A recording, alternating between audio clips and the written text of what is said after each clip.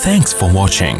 Don't forget to like, comment, share and subscribe to Mufti Tariq Masood, famous scholar.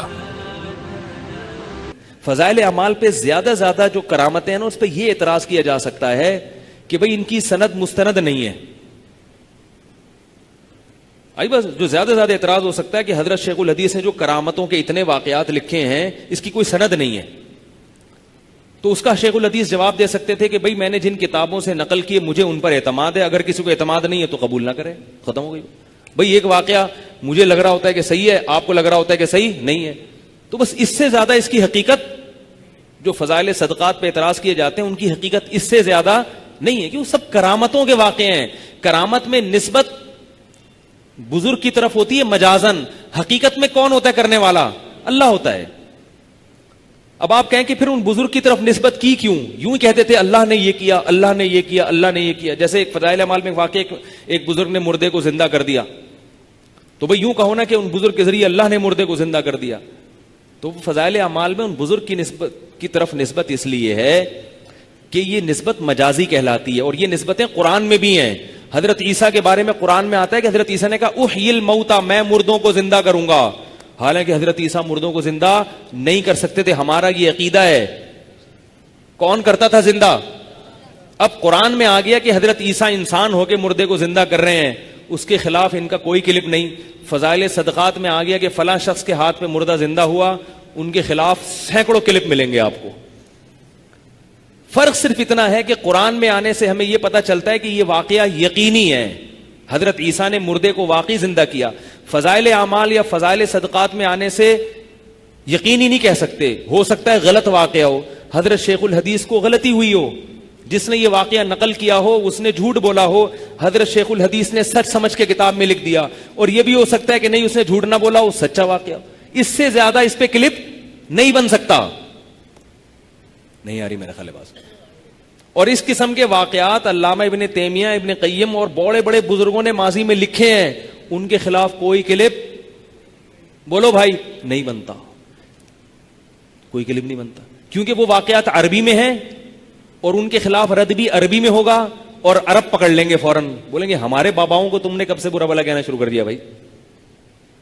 تو یہ تماشا ہو رہا ہے, اس لیے ان چکروں میں نہ پڑیں.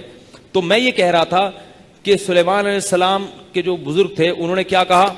اچھا بعض لوگ یہ بھی اعتراض کرتے ہیں کہ وہ فلانے نے مردے کو زندہ کر دیا, حضرت عمر سے تو مردہ زندہ نہیں ہوا کبھی, فضائل صدقات میں فلاں بزرگ کے بارے میں لکھا انہوں نے یہ کر دیا, صحابہ سے تو یہ ہوا ہی نہیں, اس کا مطلب آپ کے بزرگ صحابہ سے بھی افضل تھے. تو یاد رکھو کسی سے کرامت کا صدور ہونا اس کی علامت نہیں ہے کہ یہ اپنے فلاں سے افضل ہو گیا. افضلیت کا معیار اعمال پر ہے, کرامتوں پر نہیں ہے. اب دیکھو سلیمان علیہ السلام خود نہیں لا سکے وہاں سے تخت, حالانکہ وہ نبی ہیں, پبلک سے کہہ رہے ہیں, ٹھیک ہے نا بھائی یار کوئی ہے ذرا کوئی تو لا کے دکھائے یار. پبلک کہہ سکتی تھی حضرت آپ پیغمبر ہیں, آپ کے تخت ہواؤں میں اڑ رہے ہیں, آپ جنات سے گپ شپ لگا رہے ہیں, آپ پرندوں کی بولیاں سمجھ رہے ہیں, تو وہ کہیں گے بھائی جتنا اللہ کر رہا ہے وہ کر رہا ہے, باقی مجھے اللہ نے یہ نہیں کہا کہ میں یہ بھی کر دوں گا. ہو سکتا ہے تم میں سے کسی کو اللہ نے الہام کیا ہو کہ وہ اللہ اس کے ساتھ یہ کرامت کر دے گا. تو اس لیے جن نے کہا, کیونکہ جن اسباب کی دنیا میں یہ کام کرتا اس کو جانا پڑتا ہوا میں, پھر لاتا, تو کچھ نہ کچھ ٹائم تو لگتا نا. لیکن جو بزرگ تھے وہ اسباب کی دنیا میں یہ کام نہیں کر رہے تھے, ان کو اللہ کی طرف سے الہام ہوا کہ میں تمہارے ہاتھ پہ یہ کام کر دوں گا. تو اللہ کو ٹائم کی پابندیوں سے اللہ کیا ہے, آزاد ہے. تو جتنا ان بزرگ کو کہنے میں ٹائم لگا نا کہ تخت لا کے دکھاؤں, اتنا ٹائم تو لگا.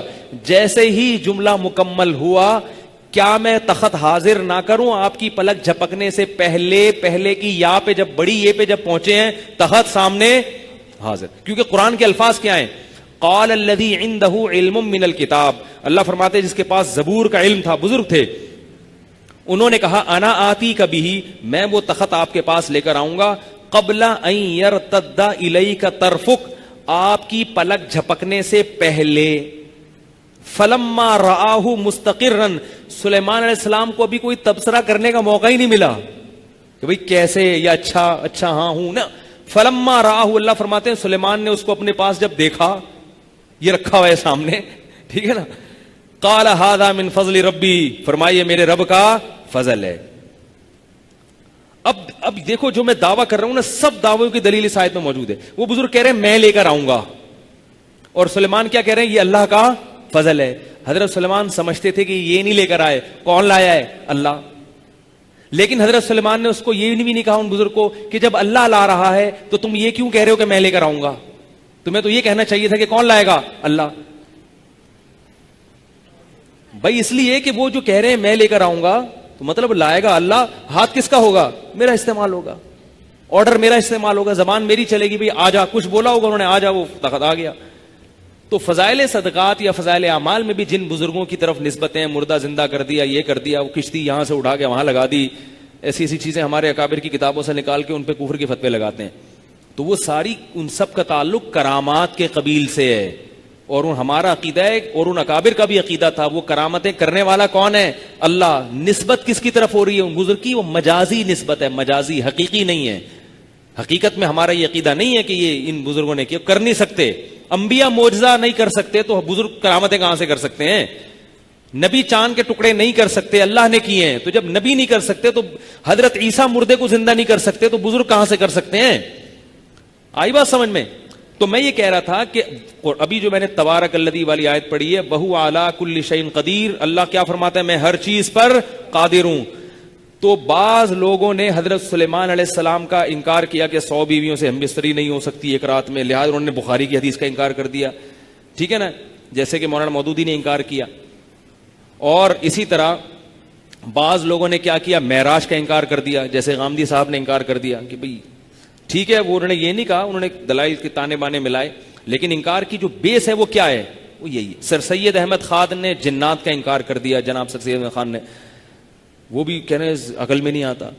تو اللہ کی قدرت پر اگر ایمان لے آؤ گے تو اللہ جو کہے گا وہ ماننا پڑے گا. مفتی طارق مسعود صاحب کے بیانات سننے کے لیے youtube.com/مفتی طارق مسعود کو سبسکرائب کریں، اور اگر آپ لائیو ویڈیو کو کبھی بھی مس نہیں کرنا چاہتے ہیں تو سبسکرائب کرنے کے بعد بیل آئیکن پہ کلک کرنا مت بھولیں. جزاک اللہ.